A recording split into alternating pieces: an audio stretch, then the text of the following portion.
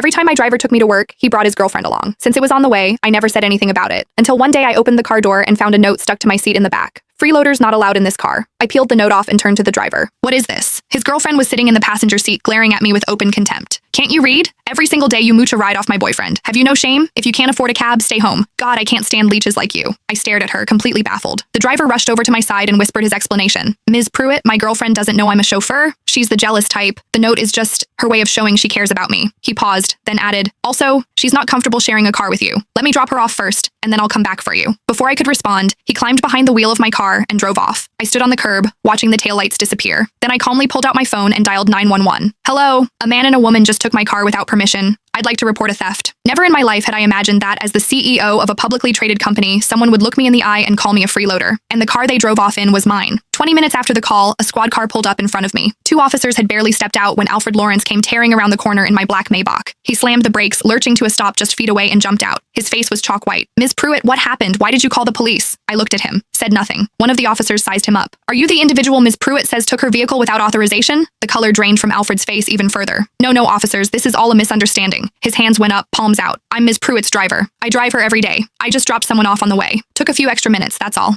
Nobody stole anything. He gestured frantically at the Maybach behind him, forcing a grin. See? I brought the car right back. First thing. The officers looked at me, then back at him. Ms. Pruitt, do you want to press charges? I was about to answer when Alfred leaned in close, his voice dropping to a desperate whisper. Ms. Pruitt, please. For my father's sake. He drove for you all those years. Just let this one go. He swallowed hard. You know my dad's health isn't good. I finally found a girlfriend, and it's the one thing he wanted from me. What I did back there was just to keep things stable between her and me. I had no choice. The mention of his father softened something in me. Owen Lawrence had been my chauffeur for 6 years. Honest, dependable, steady behind the wheel, and never once a source of trouble. In all those years, he had never been late, never gotten a single violation. Every holiday, when I handed him a bonus, he'd try to wave it off for a solid 5 minutes before finally accepting. 3 months ago, Owen was diagnosed with a lung condition that required long-term rest. He had no choice but to resign. On his last day, he stood in my office, rough hands twisting together, clearly wanting to say something but unable to get the words out. Finally, face flushed with embarrassment, he told me his son Alfred had just lost his job. If the company had an opening, could I possibly give the boy a chance? Owen had been an honest man his entire life. He had never asked anyone for a favor. That was the first time. Out of respect for him, I said yes. For the first 2 months, Alfred did fine. Though he wasn't exactly the kind of driver who never gave you a moment's worry, he at least did what was expected. Pickups and drop-offs were on time, and the car was always spotless. But starting last month, things changed. The day it began, Alfred came to pick me up, and there was suddenly a woman caked in heavy makeup sitting in the passenger seat. I stared, confused. Alfred hurried out to open my door and explained in a low voice, Ms. Pruitt, this is my girlfriend, Kara Fox. Her workplace is on the way to the office, so I figured I'd give her a ride. I nodded and said nothing. Giving someone a ride along the way wasn't a big deal, but gradually something started to feel off. What was supposed to be on the way turned into a fixed, daily routine that never varied.